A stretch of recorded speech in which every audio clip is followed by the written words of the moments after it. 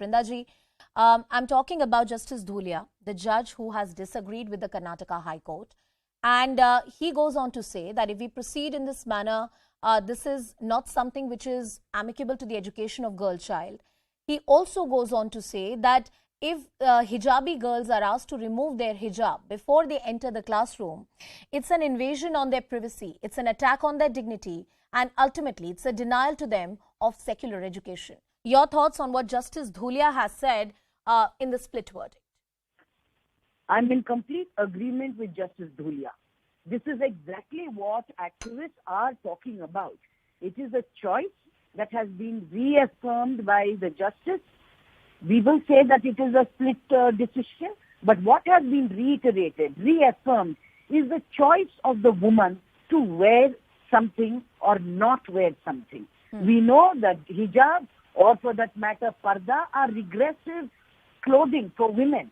Patriarchal mindsets that expect women to be so-called modest. But we also know that the same hijab is being thrown out in Iran, and they have gone through a lot of it, and now they say no, if our girls want to wear the hijab and that gives them that space and scope to attain education, why not?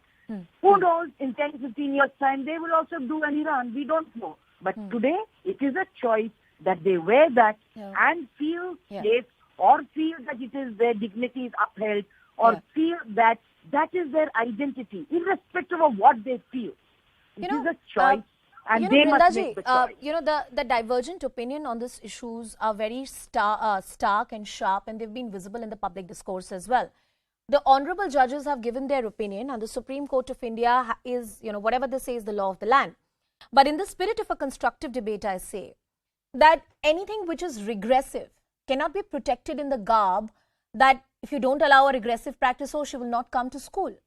One of the key functions of law in this country, and specifically the courts I'm talking about, has been reform. Whether it's about Shabrimala, whether it's about triple talaq, whether it's about multiple judgments that the Supreme Court has given in furtherance of women's rights. Why isn't this entire issue being seen only from a feminist prism?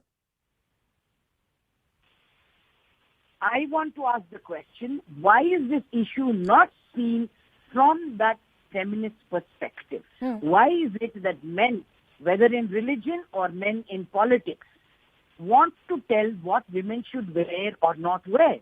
Why is it that men think it is that they are keepers of women's clothing, or what women should eat, or where women should study, or where women should walk? Why is it men feel that they must make these decisions?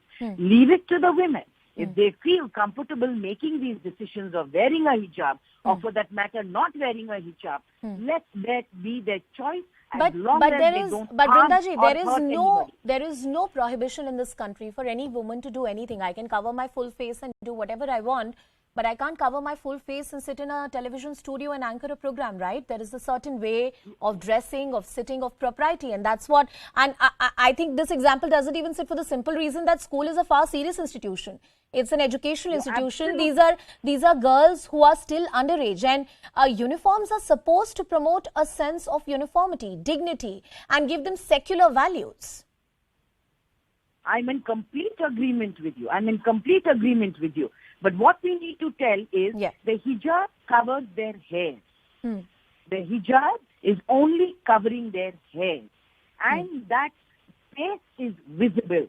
In the photos, videos that are being shown on your channel, because of wearing the mask, maybe they are not able to see. But if you look at it in the strictest sense, the face is visible, and that cannot be covered. That is very, very clear. None of us asked a question or objected to our ex-president covering her hair in the parliament, out inside the country and outside the country, wherever she went. She felt comfortable. That was her choice and her decision. Why is it that we are saying something different for a group of women belonging to a particular religion? Hey, Brindaji, but you tell me one school where women from the majority faith are allowed to cover their head or hair and go to the school. I don't know of any. No, there may not be. But that is the choice of those women. No, it's not the choice. It's not allowed. It's not allowed. I mean, you cannot. You cannot cover your head or put a dupatta. Ma'am, if my school has a uniform where there is a kurta and a pajama that I have to wear and the dupatta needs to be tucked in, I can't take a dupatta over my head and go to school. The school won't allow it. It doesn't work like that. Why does the school even want a dupatta? What is the need? I don't think. No, you haven't answered my question. You haven't answered my question. You said a particular community is being singled out here. I'm asking a question that has any other community been given these kind of privileges? Why has any other community been stopped from such privileges? Nobody has been stopped.